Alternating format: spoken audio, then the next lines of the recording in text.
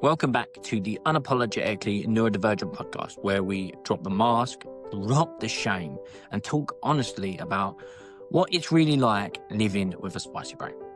I'm James, the fitness and mind coach, and today I'm joined by someone who's been on both sides of the system, supporting neurodivergent people professionally and then getting his own diagnosis later on in life. My guest today is Dan from Managing on the Spectrum. Dan's a nurse, social worker, senior manager who's worked across local government and the NHS. And now he's using his experience to fight for neurodivergent people in workplace and beyond. Quick heads up though, before we get rolling, this podcast is unfiltered, unsanitized with the occasional swearing. We'll be talking about mental health, work, masking, and the messy bits of being neurodivergent. So take care of yourself while you're listening. Hi, Dan. Welcome to the podcast. I nearly said show them. Let's kick off with a proper intro. For anyone who doesn't know you, tell us about who you are and what you do. Hi, I'm Dan. I am the founder of Managing on the Spectrum. So Managing on the Spectrum is the new company, set up, went live September this year. So it's a company that aims to kind of, raise awareness of neurodiversity, kind of, support neurodivergent people, offer mentoring, offer training. And ultimately, the strapline of the business is kind of removing barriers. And that's what it's about. That's why I set it up. I want to, I don't ever want any neurodivergent people, to feel that they can't achieve because they are neurodivergent, and that's kind of behind it, and that's my drive around it. So is it more like workforce-based stuff? Are you working with individuals or companies or a bit of both, or is A it? bit of both, Yeah. yeah, a bit of both really, and I think that's I think that's really important because I've got um, you know, I've got loads of experience. I'm autistic myself, late diagnosed, very late. I was 42. I feel like there needs to be another terminology for people that are that late diagnosed. But yeah, I was diagnosed. Well, 19 months ago, I was diagnosed. But previous to that, spent my entire career working with autistic, learning disabled, ADHDers throughout my career. It just took me a very long time to join the dots and realise I myself was neurodivergent. But in terms of, I've already gone off on a tangent and we're only 30 seconds in. No, But you haven't. yeah, in terms of managing on the spectrum, it's kind of companies and individuals. I do kind of content creation as well. So it's a developing business. And like you said, it's very new in terms of your business, but what you do is not, because I've like seen you around and known you pre-starting your business, and you still did a lot of that stuff ahead of time. So when it comes to like content creation, how do you find that? Because I personally hate it. I'm not gonna lie. If anyone who likes my stuff on Instagram, that's great. Like I don't mind doing it, but doing it, the process of doing it, thinking of ideas, I find it such a chore then to put myself out there. And you do put yourself out there with some of the stuff you talk about. I've had a lot of backlash with some of the stuff I do, like being a personal trainer as well. That sort of enterprise seems like we're in the firing line a lot if we're not the classic. So how do you find, as an autistic person, especially like diagnosed, how do you find creating content? Oh, it's a fascinating concept, isn't it? Because I think being autistic, I am overloaded with rejection sensitivity dysphoria. So RSD has a very key role in my life, and yet you put something out into the world and it's like a vulnerable thing. So it's almost like, well, you have RSD, so why are you creating this content? It doesn't really make sense. But then I don't think anything about being neurodivergent makes sense. I think it's, I think there's many stereotypes out there, and one of the stereotypes around autism is it's very logical and stuff like that. Well, I don't feel I'm very logical. People that know me would probably say I'm not very logical, and I think the content creation comes from this. So I set up the page on Instagram January, February this year. And when I started, it was quite polished, I think. I was trying to kind of do all these symbols. I was using Canva. I'd never used Canva. I'm not very creative. That's not my skill set. And yet I find myself spending hours on Canva, and you put all this effort in and then you get one view or one like or one comment, and you're like, I've literally spent hours on this. And so I've kind of moved away from that now. I tend to do a reel. I, I do post Monday, Wednesday, Friday. Yesterday I posted on a Thursday because of stuff that was going on, but I tend to post. My posts, I kind of think about the things that are in impacting me as an autistic person, and I want to share the experience, because I think when I reflect back on what I was creating earlier in the year, I tried to make it polished, and being neurodivergent isn't polished, and life isn't polished, and actually, I will do a 60-second kind of clip around, what's happening, be it masking, be it reasonable adjustments, be it stuff in the kind of in political stuff like that. And it's about having a conversation with people. And, some people engage really well with that, others don't. You get the odd negative comment, but I try and park that, because actually, if it's constructive, I'll take it. But if it's people just being horrible, go away. I just can't be dealing with that. I don't know if that's because I'm 44 now and can't be bothered with the hassle. Maybe that stuff would have impacted me more at 24, but I don't, like you get to that age in life and like, just can't be bothered with this anymore. Just leave me alone. Yeah, yeah, I get that, and I do. I'm the opposite. Like there was this moment where I have a business coach, and I just went up to him and I can't do this anymore. It's like there was somebody criticizing me because I was fat, PT, and I'm not. Like I do hold a bit of extra body fat, but I'm not like very large, and that doesn't even matter. But it was really getting me down, and then I think the changing point was he was like, just block, just ignore and block and get rid of if that's what you need to do. And then I had Rihanna, who was on the podcast, and she sort of, it does affect her, but she embraced it and used it in her favor to sort of push out her content further. And so you'll often find there are sadly some nasty comments on her content, but she'll have a ton of support, and then she'll have like 1 million views on something because of these idiots that are trying to like put her in a corner and sort of criticize her. They're just spreading her word, and it's working in her favor in terms of reach. But yeah, I think as a neurodivergent, we're trying to create content to help people, but we're also second guessing ourselves and sort of wondering, are we in a position? And for me, it wasn't until I got diagnosed did that change. And it was like, Yeah. I was born with autism, but it wasn't until that official diagnosis did I have the confidence to like, or more confidence to spread it, because I've embraced myself quite well.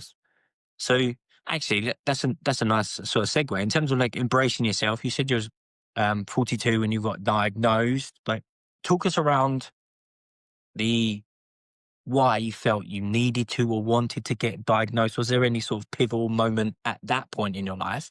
Because um, we spoke that you've worked with people who are neurodivergent, etc., in the past. What at that point was like, do you know what? Actually, I think something needs to change for me. Well, it was really interesting. Sort of, I've said on, I think I've said, trained as a learning disability nurse, trained, qualified 2004 as a learning disability nurse. That was so glamorous. I thought, what's more glamorous than nursing? I know, social work, because you know what? When you're talking about glamorous jobs, nursing and social work, they are the two ones. These kids that want to be YouTube fans know that like stars. That's what you need to go to. So I'd kind of worked through that and spent, bulk of my life working with individuals, and because those individuals had such high support needs, I would see they would do some of, I'd see traits, but I would never really connect it to me. And it was really only if it was my wife, my wonderfully supportive wife, who we were having conversations, and we used to have a joke. She kind of used to joke saying that I'm autistic, and like the way that couples do. And then the the real turning point was, are you familiar with Pete Warmby? Maybe. Yeah, I'm Pete, more of Pete a face person, to be fair. Okay, Pete Warmby, and I just happen to have a load of books, but this book here, and I don't get any money from this, but Pete Warmby wrote this book called Untypical. It's brilliant. I highly recommend it. You can get audio as well for those people that prefer to listen. But anyway, I was reading that book for work, wasn't anything. At that time, I was still like in denial, for want of a better word. I was reading it, and I was turning every page, and I was like, "My gosh, this could be me." And there were bits in it, and it was like I could have written it. And then I just remember putting that book down, feeling emotionally and psychologically drained, and almost saying to my wife, "I think I'm autistic." And she's like, "Well, I've been telling you this for years, Dan, but you got there eventually, right?" But then in the classic kind of autistic neurodivergent way, I did nothing about it. I was like, because I doubted what I was reading. I doubted it. And then the osmosis happened, and I started to reflect, and then I started to read more and more, and then reflect on my life, and kind of just think about it. And then it just came to a head where I became hyper focused in the extreme. It was all I could think about. It was all I could talk about. I just got completely focused on it, and I was like, "This can't continue." So, went to get went to get an assessment. Waiting list ridiculously high, and I went private, and I'm very lucky. I was fortunate enough to be able to had the resources to do that. So I had my assessment through Psychiatry UK, and it was horrible. The assessment. I don't know about yourself, James. It was really emotional, and like, kind of asked my mum to kind of talk about what I was like as a child, asked myself to kind of talk about my experiences from my life, lots of which I'd boxed away in the deep, dark recesses of my brain, hoping I'd never see the light. So it was really tough. But I got that diagnosis of autism, and I struggled. I really struggled. Those first 3 to 6 months, my emotions were so raw, and all this stuff that I just suppressed for, well, my entire life really just came up, and it was a real struggle. But I do remember saying to my wife when I got my diagnosis, like when I got told, I was like, "I'm going to do something good with this." And even when I was feeling really low, and in a really, I was just struggling to get my head around it, I was like, "I want to do something good with this," and that's what I hope I'm doing. That's what I'm trying to do. I've now, 19 months down the line, I feel in a much better place with it. Don't get me wrong, I think being autistic can be a pain sometimes, but actually, I think there's some real strengths from it. And actually, I've been very fortunate in my life. I am very lucky in life. There was a real sliding doors moment when I was a child. I could easily have gone to a SEND school rather than a mainstream school. It's my mother that basically, advocated on my behalf, and I went to a mainstream school and went through mainstream education, and have been fortunate enough to go to uni 3 times, which is still quite ridiculous, seeing as I hated school with a passion. Can't quite believe it myself. Hated it. So, but yeah, and I think that that's what it's about. But it's been a real journey, and like the post-diagnostic support just isn't out there for people. I don't know what you feel, but it just isn't. But within the community, I think there is. I've linked in with yourself, obviously linked in with other people on social media, and that's been fantastic. There is actually a really good like community. It's, and I think we are quite supportive. And when there's nonsense about Tylenol causing like autism and stuff like that, or yesterday the overdiagnosis, no, there's clearly still an underdiagnosis. We know that. Can we stop criticizing people that just want support, please? Can we actually think about how we're going to support people? So it's stuff like that which just drives me. Like, there's a real fire within to kind of drive this forward and make sure that people aren't in any way disadvantaged because they happen to be neurodivergent. Yeah, no, that I get that. I get that 100%. And so my journey was a little bit different. So I get to hear so many of your stories, and it absolutely fascinates me, and it always takes me by surprise. I think because with with my journey, I was so fortunate that I was able to just be myself, and always worked in my favor. I've always fallen on my feet, like every time, like So schooling, yeah, schooling was a bit different. Didn't really understand schooling. Weren't really suitable for me. I was talkative, but introvert. So I'd only be Hmm. talkative to like one or two people, and then that'd get highlighted, and I'd get penalised for that. But academically, if I enjoyed something, I excelled in it. Hmm. So that didn't weren't really an understanding. And then when it come to sort of, I always knew that I was a bit quirkier than other people. I just sort of saw myself as just that typical, stereotypical grumpy person that just liked to keep himself to himself. You know what I mean? Like, Hmm. not don't really like socializing. It was too noisy, too loud, all that. That everyone was a bit too leery. And but whatever I committed to, I excelled at. So I worked at a sports center. I had freedom and structure both balanced perfectly there, and went up the ranks. I was the youngest ever operations manager there. Um, and did a ton, earned a load of money, and then moved on and went to the forces, etc.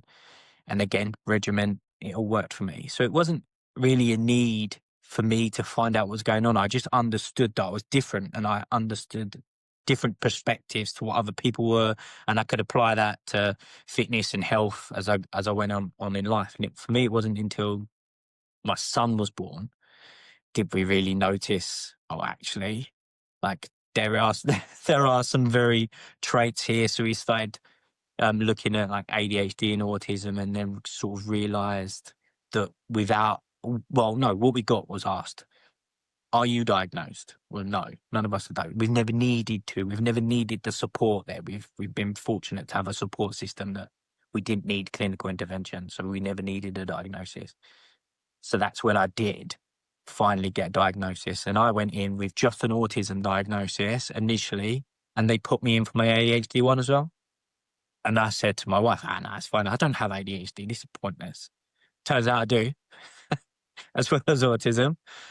But I think, yeah, without waffling, I think for me, because I was able to embrace who I was at that sort of level, that quirkiness, my job allowed me to do it. It embraced that sort of methodical, sort of.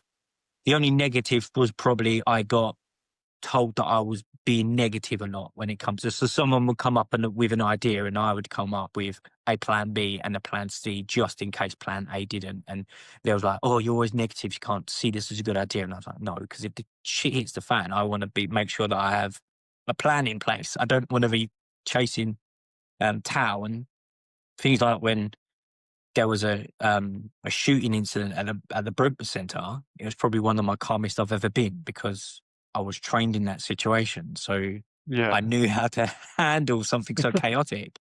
Um, and yeah, so I was allowed to do it. So when we was going through these questions, and they did bring it, like they do ask quite like sort of invasive questions where you do second guess like your humanity at some point. Mm. Like, I remember, what does happiness mean to you? And I was like, oh, I don't actually know. I don't actually know what happiness means. Like, why am I thinking about how do you explain what happy is? Like, you would have thought it'd been, Yeah. and to me, it was like, it's exhausting, like to be excited and bubbly and da-da-da. And I just said happiness is contentment. But anyway, yeah, when I got my results through, she was like, oh, yeah, yeah. And she was more nervous than I was, my assessor.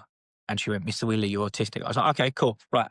Great. She was like, you don't sound upset. I was like, I kind of knew. But the more I talk to people, it's that pivotal moment is the response is what she's expecting is the common one. Whereas I thought, hang on, people going through this process to be hopefully diagnosed or not diagnosed, and then it still comes a shock. So I'd be interested in, I know you touched on it, but what sort of like mindset was you? Like for me, the only thing that was a shock to me was my mum decided to tell the assessor that I was non-verbal till I was 5. Now, to me, that could have just been useful information to know before the assessment. Like, if you get what Maybe, I mean. Yeah. maybe. But outside of that, it was like, yeah, you were just you. We just let you be you. It's like we just assumed that was who you are, which I thought was lovely and fine. But a lot of people, as soon as they get that diagnosis, that I think they're expecting to feel a different way, and it's not. So if you're happy to, like, talk us through that Of course, moment and yeah. sort of like the process that was going on Now you've been diagnosed and now it's official. So I knew, like you said, and like again, you often hear in the media X amount of people that go for an assessment get kind of diagnosed. Well, yeah, because people don't just randomly wake up one day, watch a 30-second TikTok clip, and think, I'm autistic today. That doesn't happen. Like, it just doesn't. You research and you research and you research. And I don't know, James, around yourself, and there's a danger about speaking generally through one's own lived experience. But I, like imposter syndrome, stuff like that. You Mm. spend your life doubting Yeah, yourself. yeah. So I'd done that, and I knew. And as I say, by the age of 42, I'd spent. I was 18 when I started working with autistic people. So I was and I was professionally trained in working with autistic people. Do you know what I mean? So I feel like I had quite a lot of knowledge around it. So I knew I was autistic. But then I don't know, just seeing it in black and white, it just hit hard. And I don't know why. And I still couldn't honestly tell you why, because I knew, like as much as I know this is a headset, if you said this is a headset, I was I knew it wasn't a surprise to me. Yeah. But then it was just that, well, what now? What now? I've got this diagnosis. So what does that mean? What does that mean around that? And then, you kind of think about, well, masking, and then it's like, well, where's Dan stop and the autism begin? And now 19 months down the line, I know that's nonsense because it's a mesh. You can't just separate the autism from Dan. Yeah. Some of the things I do because I'm autistic, and some of the things I do because that's my personality. And it was around that. I did that. I told everybody. I accidentally posted on social media. I didn't mean to. I accidentally posted on my Facebook page.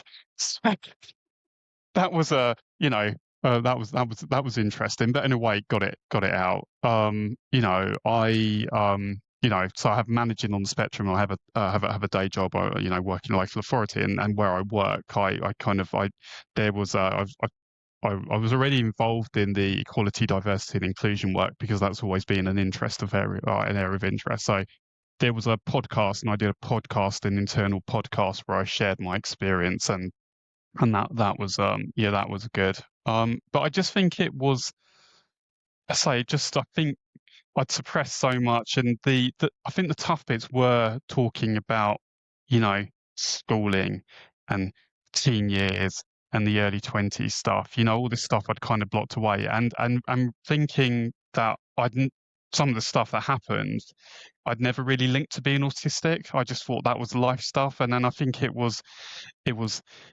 that. And I don't know about you, James, but I overanalyze everything. I've been socially scripting this conversation for the last month, and I'll be socially replaying it for the next 20 years. Do you know what I mean? So you have that kind of analysis. So my brain started almost replaying every social conversation and interaction I'd had. And I'll tell you what, something I really struggled with was the concept of being disabled. I really did. Because being autism is covered under the Equality Act. And I really struggled to get my head around that. And I remember being in work and speaking to somebody, and they said, "Oh, it's hard being disabled, isn't it, Dan?" And I was like, it just hit me like a ton of bricks. And I think it was that trying to, that like identity. So what does this mean? And then I went from swings of imposter syndrome to, well, I can't be autistic. It was a real kind of psychological journey that I went through, and back and forth with it. And almost, yeah, but I've been masking for my whole life. Now what does this mean? And there's lots of discussions about unmasking, which has its place, but also I think it's quite unhelpful sometimes as well, because if you are unmasking your mask, does that mean then you're still masking? Do you know what I mean? It's interesting, Yeah. the psychology around that. Yeah. No, I do. Do you know what, you touched on so many different points. So I'm gonna break down a few actually. So I love the way you were saying about that unmasking and where does autism start and then begin, etc. That for me. So I hate the word superpower, but for any geeks out there who like anime, there's a program called My Hero Academia where everyone has a quirk, and you could quote unquote say these are superpowers, but not everybody's quirk is helpful. So I've always seen it, even before pre-diagnosis, as my quirks. There's something that I've always done. And yes, some work to my advantage, some could be based on borderline superpowers. Like I think we discussed before in one of your contents, I have what we call spider sense, where my pattern Love that. recognition where my pattern recognition of meeting so many people is I can probably tell whether they're going to be a good employee or a bad one. And we have had some people where I've like, I don't want to employ this person, like, and I've been proven right a couple of like weeks down the line, or someone where everyone's gone, do not touch this person with a barge pole. I've gone, no, I think their work ethic is good, and they've been one of my best employees that I've ever taken on board. So there is that element of, yeah, I think it's quirks and we embrace them. So again, it comes back to that disability. And I always see it when you sign in forms, and you officially, like we both know with our jobs, there's a form like on interviews, do you declare a disability? Because by law we have to give you X amount of and I'm like, well, no, I don't see it as a disability. You might classify it that as one, but I don't think it is. And granted, versions of autism can be disability for people.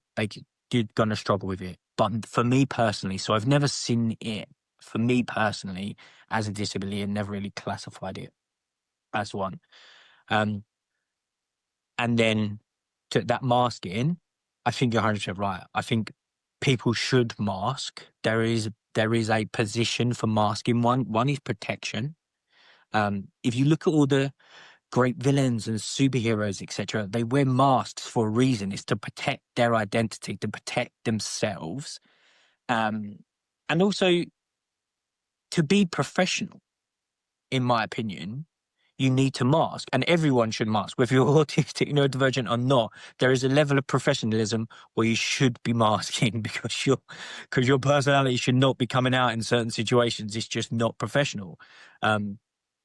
But we do tend to overmask, and it's that finite masking in a certain position where how you're going to recover from the energy used from masking. And a lot of us mask 20 hours a day or whatever. So it's a lot of effort, where really we should be masking maybe in the meeting that you're in. You mask for a little bit, or maybe it's when you just go out or you're out doing a presentation, you still have to mask. You still have to put that like uniform on, and that's how I've always seen it, as part of my uniform. But yeah, I think there is this misconception that neurodivergents are just this overly complex creature, when really it's our own doing. We've overcomplicated things because I don't think that we've had the confidence or the safe space enough to experiment. And again, that comes back to me and my past. I have been fortunate to experiment. I know where my boundaries are, and that's where my work sort of comes in. Like I can Mhm. help people find those boundaries. I give them the safe space with me, and we can test pathology, especially around fitness and health and nutrition, because there's lots of factors there with like dopamine and sensory issues. I give them the permission to experiment because I'm the safety net with the knowledge. I'm going to go, okay, that. And again, in career, you can educate bosses, go, look, yeah, you have a hierarchy system, but up to that point, before they become disrespectful, what's the issue? What's the issue Mhm. of them doing whatever they're doing? And I can imagine you teach that sort of stuff. So actually, why don't you just walk us through like some of the stuff you sort of educate people around when it comes to that sort of thing? It is around, you've touched on it, right? So we are told from the ages of 4 until the day we are no longer in work that you must go to work and you must sit down at this and that. I don't do that. When I'm doing training, I always say, well, first thing I say is be prepared for tangents, because as we discussed before we came on, that will happen and that's okay.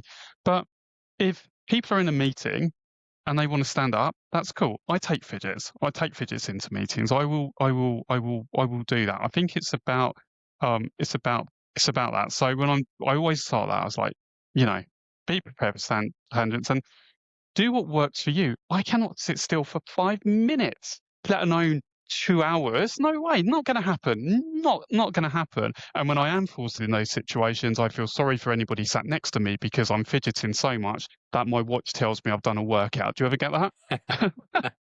So I don't need to do a program because as far as my watch is concerned, I've done my 10,000 steps and I've only My had one watch is the meeting. Do you know opposite. what I mean? Yeah.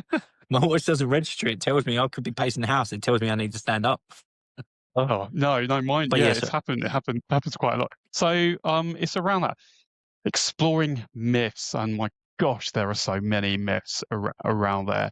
And actually, pushing against that misinformation, vaccines do not cause autism. That study that Andrew Wakefield did in 1998 has been tested and tested and tested, and there is no scientific evidence that it causes autism. In fact, there's a stronger, you know, genetic causes. If you want to look at scientific validation, actually it's genetic.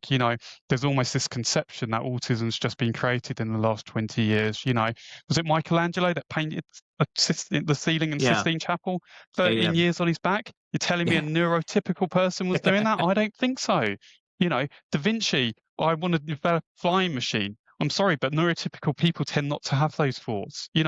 Isaac Newton, I'm I have a theory, and it's complete nonsense, you might say, but I don't think Newton was trying to discover gravity.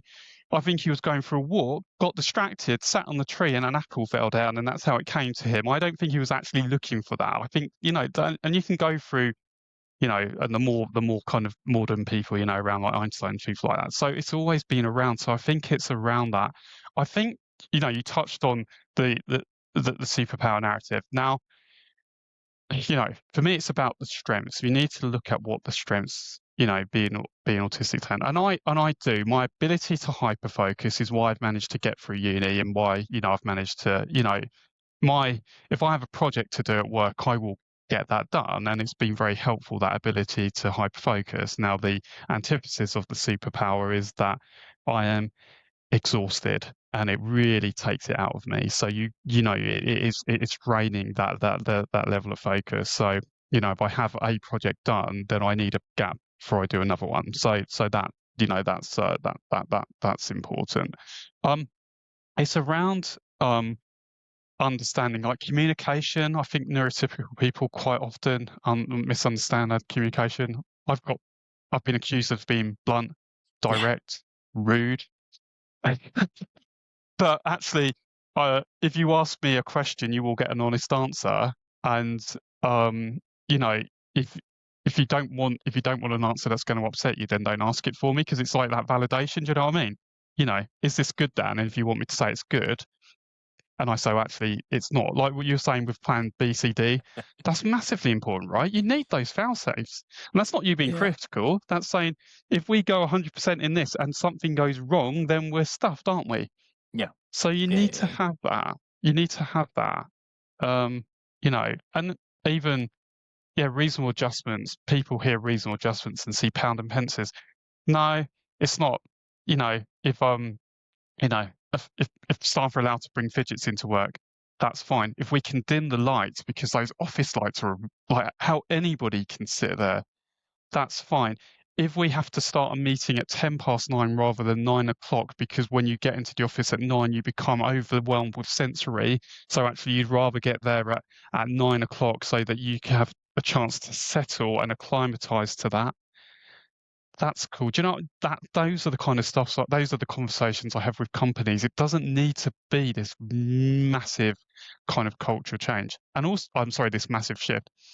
Also, what's really interesting is that neurotypical people benefit from those changes as well. It's not a binary, is it? It's not us and them.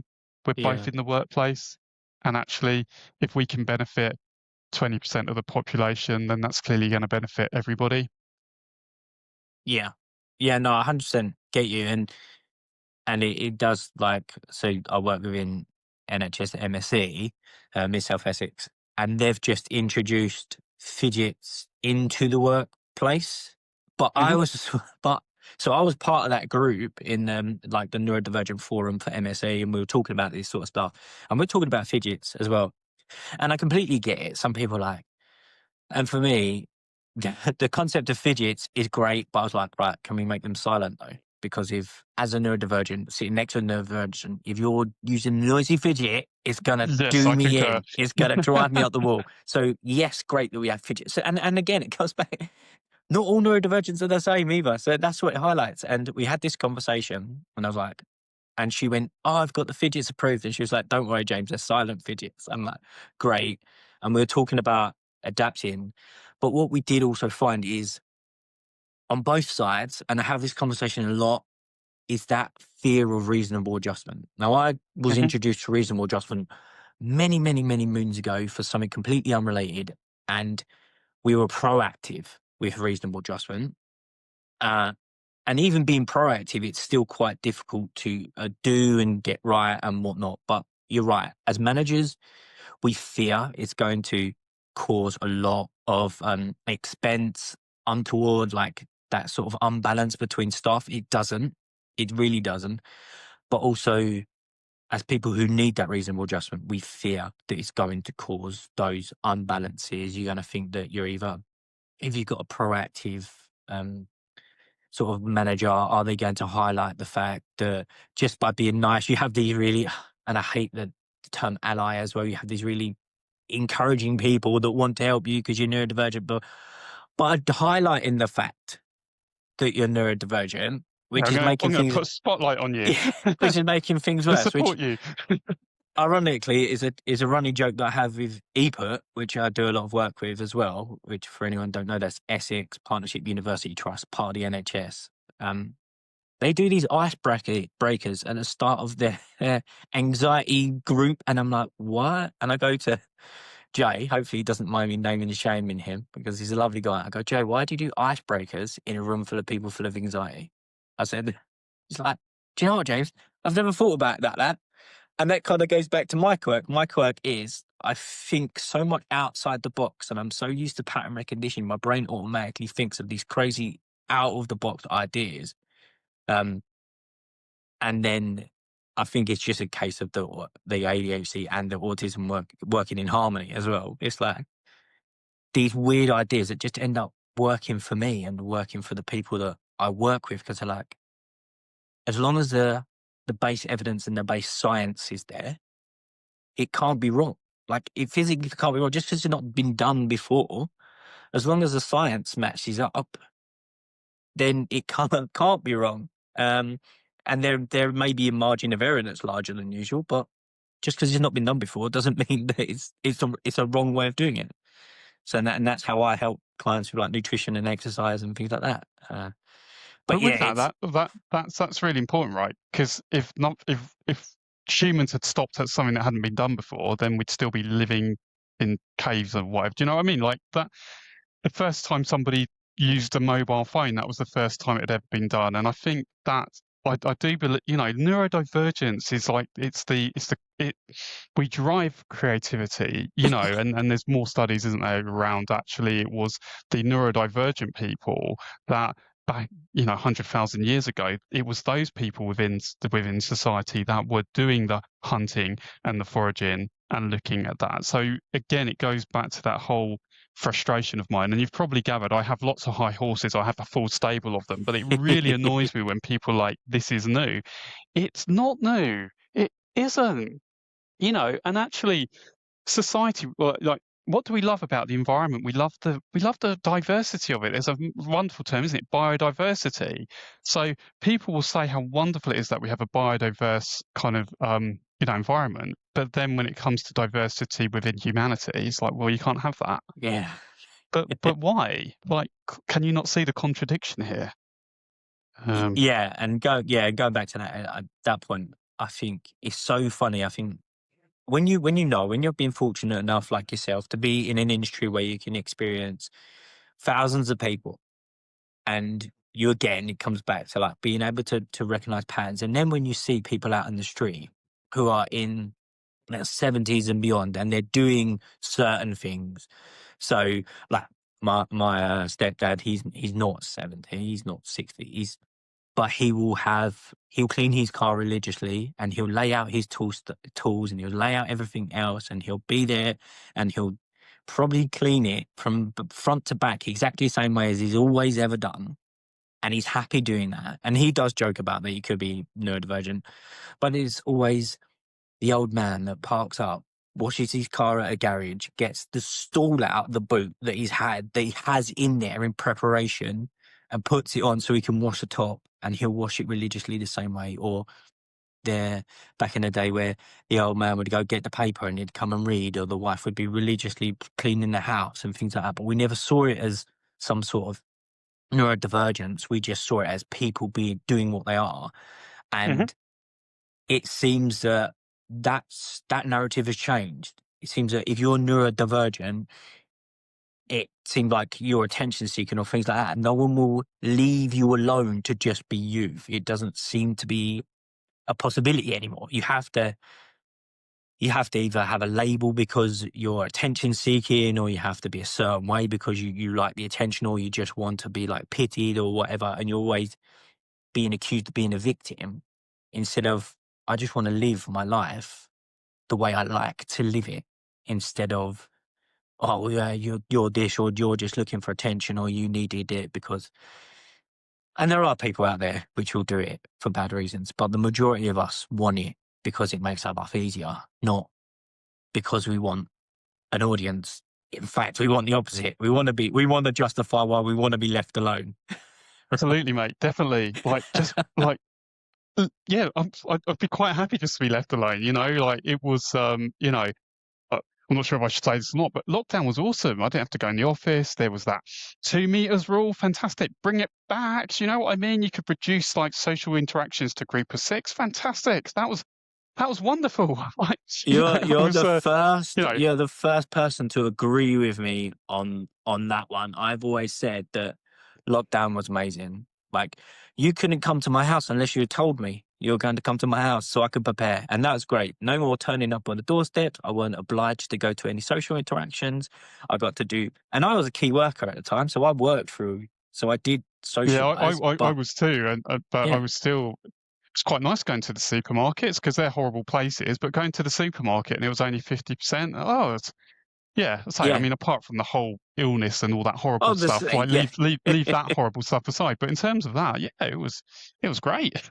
And yeah, in terms of the societal system, I was in my element for like 2, 3 years. It was like, you can't bother Yeah, me without telling me you're going to bother me first. So that doesn't put me on the back foot, and it doesn't destroy my routine, or it doesn't do anything like that. So yeah, it and was, it people was aren't going to come up and hug you, which I've never liked. I don't get it. that, yeah, that, And that was like, yeah, it was. I'm with you on that one, mate. It was definitely much easier. I felt, yeah, a bit more relaxed when I was going out. So people just turning up unexpectedly, like, what's that all about? yeah, yeah. That's why I don't live too close to any of my family, just in case they decide to just turn up. Oh Yeah, dear. yeah. My family are not far from you. I grew up in Essex and then moved to Bristol like 20 years ago. When we do see them, I think they have to brace themselves. Well, I have to brace myself for a hug, but it's it's yeah, it's my wife's family. No, never to hug me. My friends know never to hug me as well. So Yeah, and then yeah, and that's been quite interesting. I think, yeah, the people that I've known for a long time, sometimes I will I have a certain embrace that we'll do, but even the people that I've worked with a long time know not to sort of try and initiate that, and sometimes I will initiate that because I know this it's a nice thing to do, but other how than do you that, cope no. with that? Don't say because sometimes like you'll meet new people and the neurotypical thing is to hug people. How do you? And I hate it. And I can't imagine it's much fun hugging me because like I'm not, it must. So how do you cope when you meet new people who go to give you the hug? Do you just figuratively and literally lean into it, or do you Yeah, so advocate for yourself? so for me, it's more of the awkwardness of not knowing what the correct exchange is. Hmm. So if, for instance, I know that someone is a hugger and they like to hug, I don't sort of deny them of that interaction as such. I might not like it, but I act into it, and I don't Hmm. deny them of that interaction because for me, it's like they enjoy that interaction. So um, it's a case of getting to know what their expectations are, that's the awkward part for me. So it's like, what do we do? Da, da, da. So I tend to just not do anything. And if they reach out a hand, I'll shake it. And if it's a fist bump or whatnot, or if it's a hug. And some people I know like to hug, but some people I know who like to hug won't hug because they know me. I'll sometimes just do it because I know actually, you know what, the conversation and whatnot, we've just had a heart to heart, whatever. You need a hug. It doesn't happen very often though. I do sort of wait till they initiate and then I reciprocate. Otherwise I just stand there awkwardly.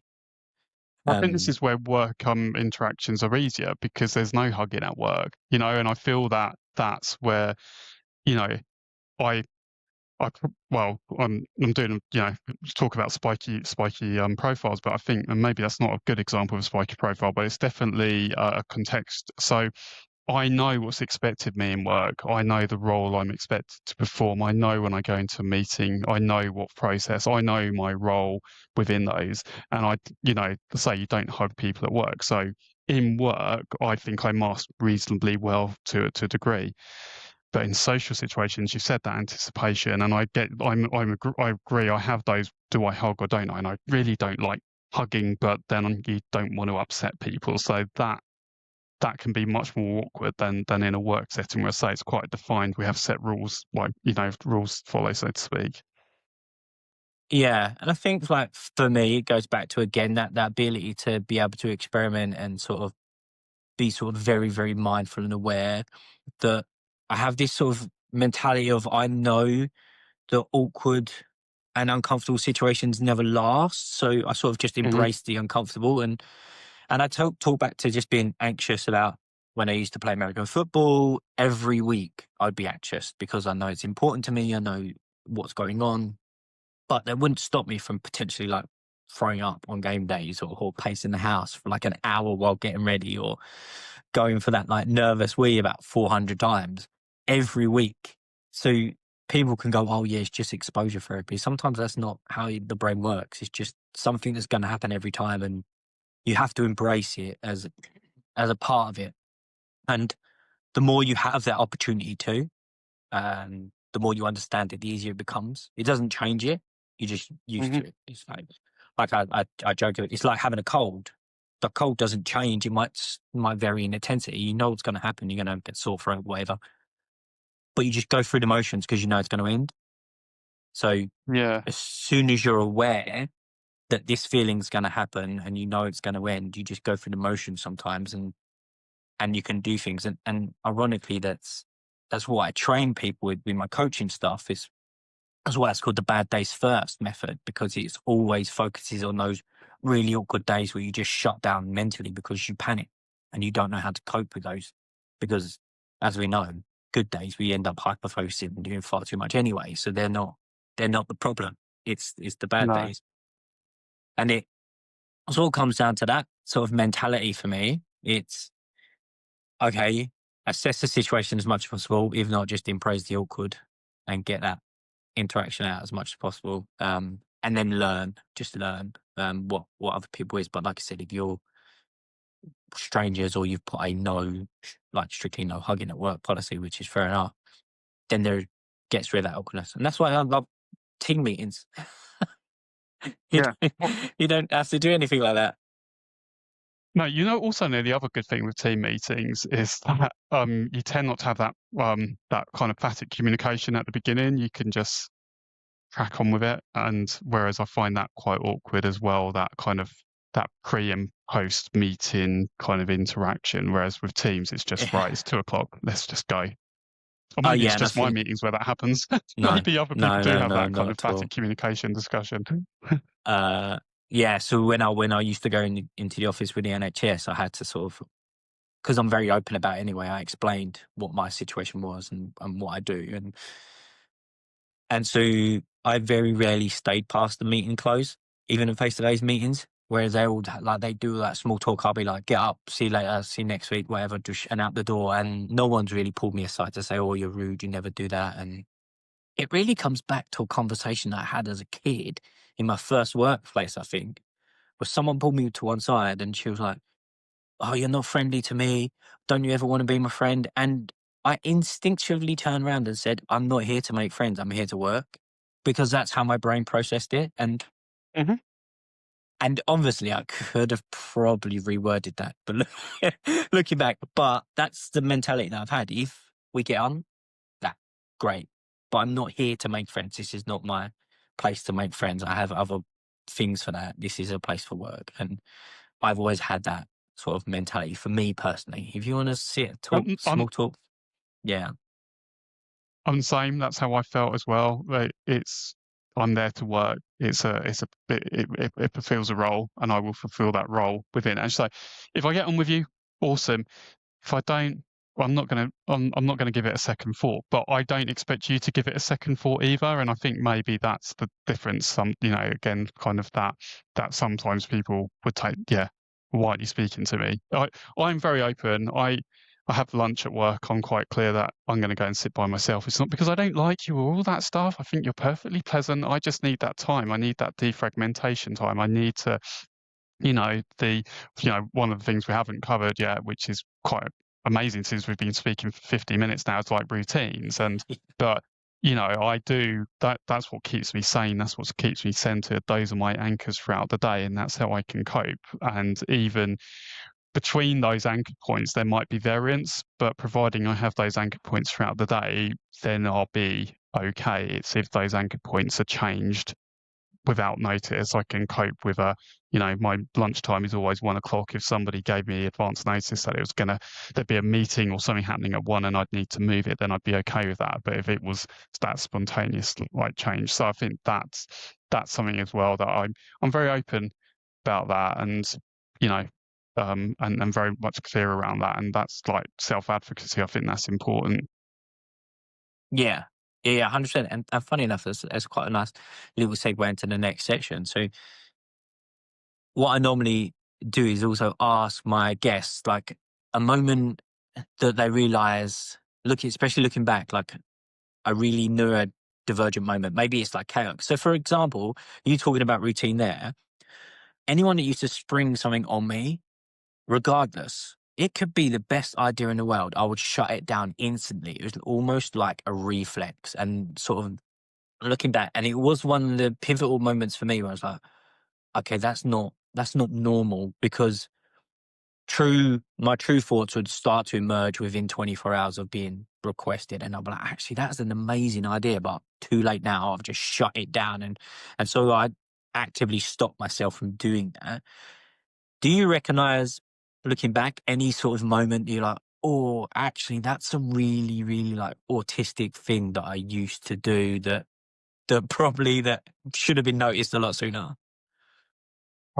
Something that I always think about is that I was maybe 8 or 9, and I went over my mate's house, and his brother asked me where I lived, and I gave him my full address, including postcode. And I can't have been older than 7 or 8. Yeah, I even remember guy was called Tom Smith, and it was his brother, and yeah, I think that was. I look back on that, I was like, that was such a classically autistic thing to say, and it's something that, um, well, several years later, I still feel creepy, and I still feel embarrassed about it, which is just complete nonsense. Because like Tom and his brother, I haven't spoken to them for years, probably over 30, maybe even longer than that now, and I doubt that there's ever something they think about, but I do. You ever have it when you wake up at 3 in the morning, you have these random thoughts? That no, that's a random thought. I almost like replaying it in my mind. So, uh, yeah, I think that is definitely definitely one from my childhood that I reflect on. Definitely. Um, Yeah, I get that. That classic sort of literal thinking, sort of just reactions. Like, oh, you asked where I live, so Greg, where do you live? So, he obviously wants my entire address. Um, including the postcode, because that was absolutely key. Yeah, it wasn't like we were living in a big city. We lived in a big village with like 5 streets. Oh, sorry, small village with like 5 streets as well. I could have just said over there. Do you know what I mean? It would have had the same impact. But yeah. um, Have you sort of like, as a late diagnosis as well, and thinking about it, have you sort of done that thing where your brain wants to do one thing and you're like, oh no, that's not actually what they meant? Like, especially with the mhm. literal thinking, you instantly think one thing, and then your internal thoughts, analyze that and go, what are you doing, you idiot? No, this is Yeah. that's actually meant not that. That's like, it was either satire or sarcasm or something like that. But your first reaction was very literal and would have been very wrong to act upon. Do you find yourself doing that? Frequently, like several multiple times throughout the day. And as you say, and I'm much better now at catching myself, but sometimes I just don't. It's like, yeah, it's over there. So you literally go over there, or I mean, my my manager at work is very good. She's a very tolerant individual, and she's quite clear. If she's given me an instruction, she like, you know, write me a 1,000-word report, Dan. I don't actually mean 1,000 words, Dan. Okay, I Yeah. mean a report that covers the key details. Because yeah, previously she said stuff like, yeah, write a 10,000-word report, and that's what she's had. Yeah. So it's yeah, but it's interesting. Yeah, there's almost that time delay, isn't there? That right, and then but then I think that kind of plays into every interaction, and I think that's why it can be so tiring, because you're you're having that conversation with somebody's saying something, and then you're having to process it, and then you're trying to work out what it is and how to respond, and I think that's why at the end of the day it's just exhausting, you know. And going back to how autism showed up when I was a kid, my mum said that when I was a child I would come home from school and go straight to bed, Yeah. but that was just me. And you know, my sisters didn't. So, you know, but having, you know, I've got two sisters. I'm the middle child, and having three young children. Isn't it funny that when you have your kids yourself, you realise how great, like, it's not, you know, I struggle with two kids, and my kids are awesome. I'm very lucky, but my gosh. So I think for my mother having, you know, three young children, the fact that I used to come home from school and take myself to bed was probably a blessing, because it meant that she could then just focus on my sisters. Um, yeah, Yeah. yeah, no, it is interesting that. Yeah, I do. And sometimes I do actually like flip that literal thinking on its head as well. And I'll play into it and I'll be like, you do realize you said it like this. Like, this is what happened. So like, they'll say something. I was like, oh, this is what that would look like if we did it exactly how you just said it, not how you're implying it. And it was another key factor that I mentioned in my team in the NHS. I was like, I don't do like, don't imply anything. Tell me what you want. Tell me what you need. I'll do it. If there is an assumption to be made, that job's going to take 4 times longer to do, because I'm going to think of every possible outcome that it could be and still not do anything, because I'll just get decision paralysis around it. So tell me exactly what you want. And at the same conversation come up today, we're doing like a gap analysis on digital structure within the NHS in Essex, and one of the directors politely said, can we encourage James to use some sort of bot or AI? And I was like, don't worry, I've got that covered. I pretty much do it anyway. Otherwise, I will overthink everything. But it's that, like you said, that new acceptance to a certain level. They're going, okay, we understand that this is a lot. Is there any? And I just went, don't worry, I'm ADHD. I have AI for everything. Otherwise, everything's going to take me 4 times longer. And they also have like joked and accepted that, and went from there, which is quite nice actually to see that evolution as well. Are you finding that more like in your places of work? Yeah, definitely. Yeah, and AI has been a game changer. And you know, I don't have an ADHD diagnosis, but I wouldn't surprise me if I do. If I am, I'm fairly sure. So following back to how long it took me to get an autism diagnosis, I'll probably get an ADHD one when I'm 80. Although the waiting lists are so long at the moment, that might happen anyway. So They're um, getting longer. yeah, but yeah, the AI thing is, yeah, I think is definitely helpful in terms of that structure. But I think again, it's having that, you know, that confidence to advocate and to say, going back and asking the questions, because I think sometimes, if I think back, if I'm being honest, I would have questions, but I've already asked 5 questions, and it's like, do I ask a sixth? Whereas now, actually, if if it takes 12 questions for me to get the clear instruction, then that's what I'll do. But because of the people I work with, and because they know that now as well, so, you know, again, it's that, a lot of the focus around inclusion often seems to be in terms of, well, how can we, the onus often seems to be on the neurodivergent person, but actually it's about having that discussion with those neurotypical people as well. Yeah, and I think I mentioned it in one of my podcasts before. I think the best and quickest and easiest form of reasonable adjustment is to be acceptant of the person Mhm. for the way they are. Like you said, if it takes 12 questions, don't get annoyed by the third and fourth question. Just embrace the fact that it's another question. Like what harm is that doing? Maybe even a minor inconvenience, but wouldn't you rather answer 12 questions and have the job done absolutely bang on, which is more likely, especially when you're dealing with neurodivergence, than get frustrated after three and just give the implementation of your like not bothered and it come back wrong. And then everyone feels like crap because it didn't get done correctly. Um, and that's why I say to people, the best thing that you can do for me is to just accept me for the way I am, the quirkiness. And sometimes I'm going to be in meetings silent. I might look miserable, but I'm just focused. I might not give eye contact, but I'm listening. Like, if you just accept the way I am, and as long as I'm not stepping out of bounds and being rude or sort of hitting above my pay grade, as they sometimes like to say, which I've asked that bluntly with some ideas as well. I'm like, I don't know if this is outside my pay grade, but X, Y, Z. Then the work environment's going to be better, and then we can work on it. Because 9 times out of 10, that's what the issue is, not anything else that I found. And then if there are other complications, then we can work on that afterwards. Like get the foundations in first, which is acceptance. And sadly, in all sectors and all businesses, you're going to get people that just refuse to be acceptant and open and a bit open minded.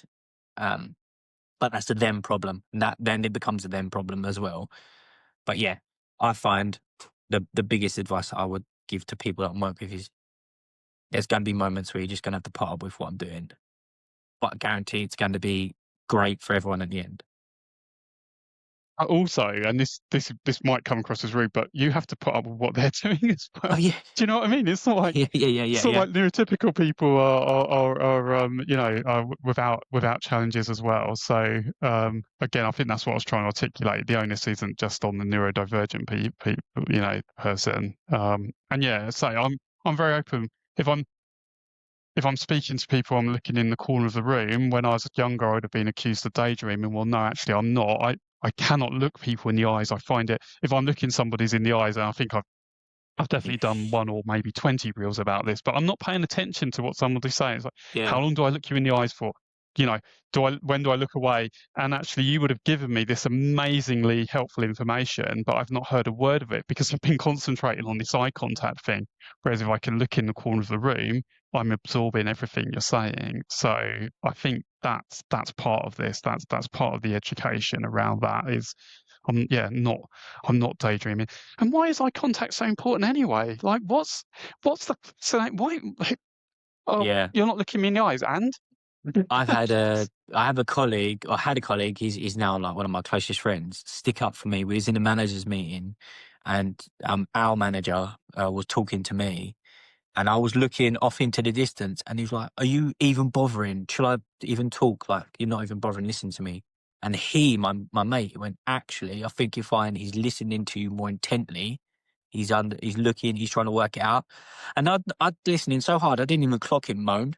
I clocked Neil, have a go at him. And I thought, oh, because he's normally doing that. And I normally go, Neil, what are you being so rude for? We might be friends, but he's your boss. And I went to him and I just caught the last bit of him going, he's actually listening to you. Stop moaning and carry on. I was like, oh, you actually, you get it now. You understand and you're defending me. And then after that point, my boss understood and he didn't pick up on it. But yeah, he was like, oh, what's the point? Are you even listening to me? Blah, blah, blah. And yeah, and that moment always stuck in it. Goes to show just sure. those little things where somebody who from the outside can help aid the situation, about awareness. And it comes back to that just being aware of the situation. And you're 100% right. As neurodivergents, we have a responsibility to be just as respectful and mindful and patient, because neurotypicals are doing things that rub us up the wrong way and vice versa. And it'd be very hypocritical of us going, you don't you don't respect what we do, and you're having a go at them for something that they do. It's a strange dynamic that sometimes, sadly, and this happens with all groups of people, doesn't it? It's like Mhm. you want that freedom and you want that diversity and inclusion, but you're not prepared to give it back, and that doesn't make sense. That's not right. But with that, you mentioned, a few minutes ago around not being disruptive as well, and I think that's fine. And I think the um, I will never use my autism as an excuse, but it is a reason, and I think that's really important. But because I'm autistic, doesn't give me, the green light to be rude and disruptive and disrespectful, because that's not cool. So, and I think that's that. I think that's important as well. We need to recognise that respect is two ways, isn't it? It can't just be you do it, you accommodate me, and I'm not going to accommodate you. That's not cool. Yeah, 100%.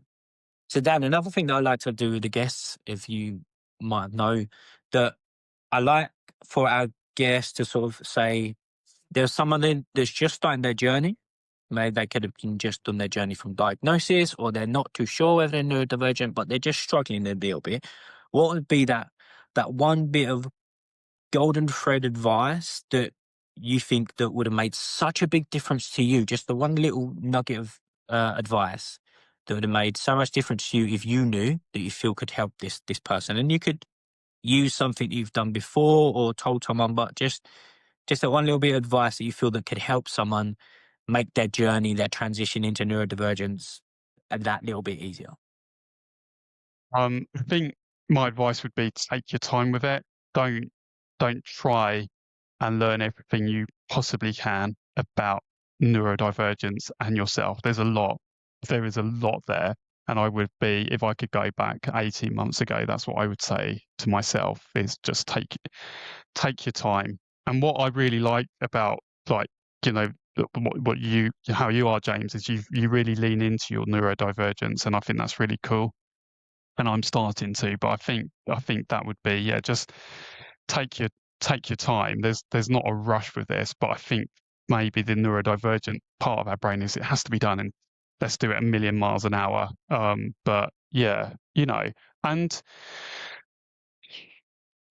be honest. It there will be times where it will be tough, but there will be times where it will be good. And with my own, as I've said, I don't want to kind of go back to where I was, but that 6 months was really tough, but I got through it. But then but I've always got through tough times in my life as well, and that I think is a neurodivergent trait.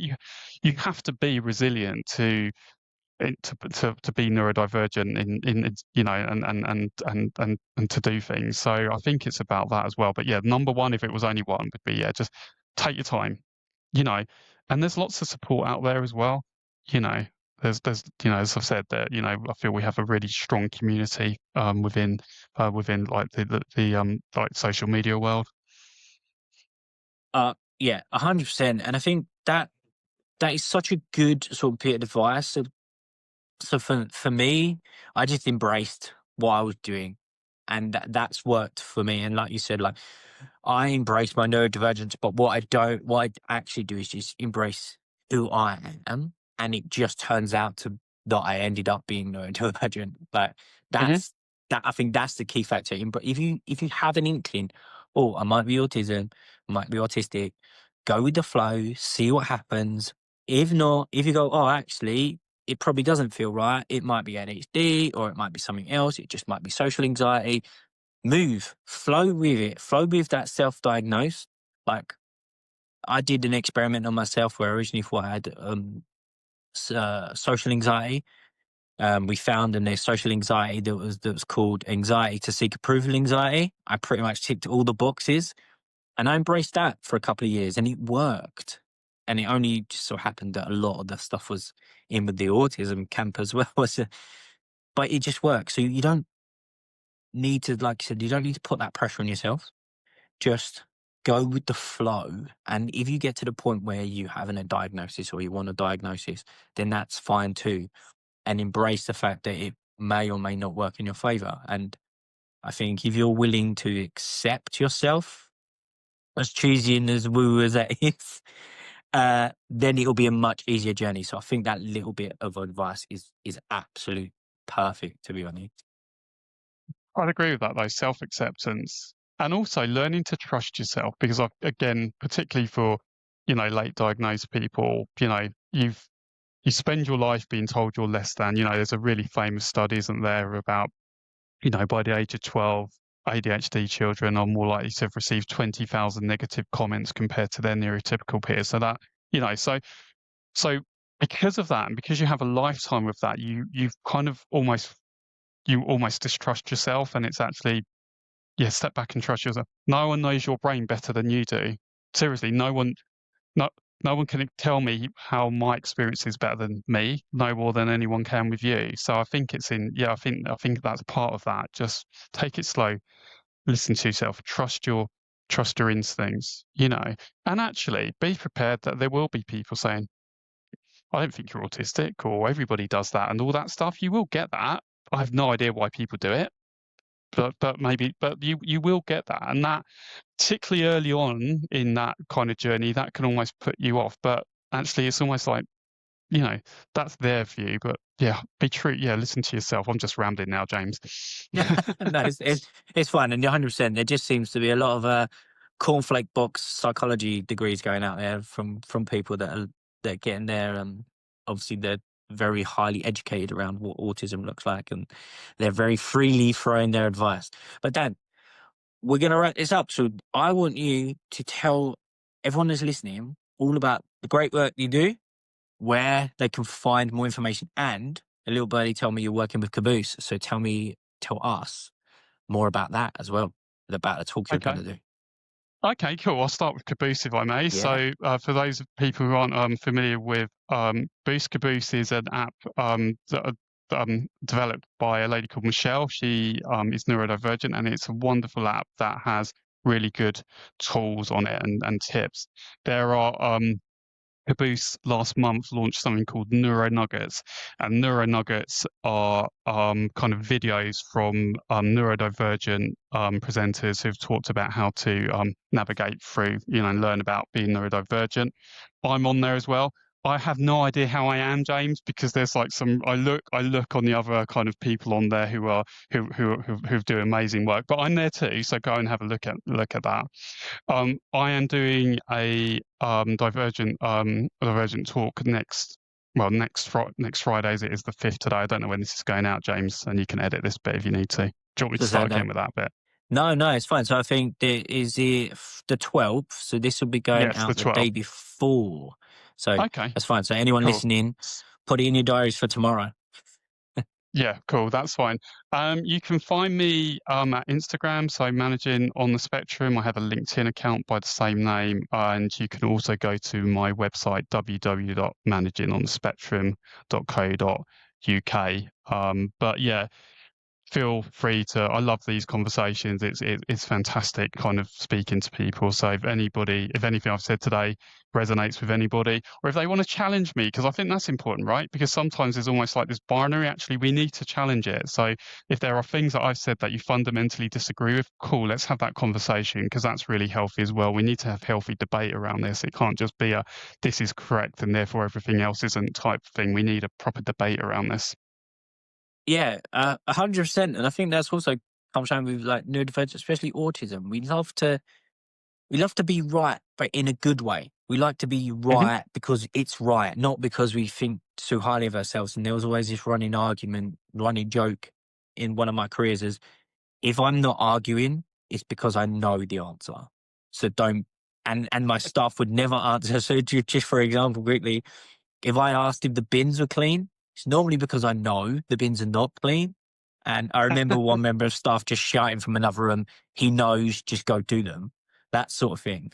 Like, or if one member of staff would come bowling in the office, start mouthing off, and I'm calm and I'll talk back, they're like, oh, James knows something that we don't, like, let's go back. And I think it's knowing you're right, one, because justice sensitivity and rejection sensitivity will kick off if we're wrong. But also we want to know what's factually correct. So yeah, if you've got something that is backed with fact and you have a little bit of opinion and whatnot, and you want to express yourself against any of my opinions, please feel free to do so, because I'm going to go back and do my research to make sure.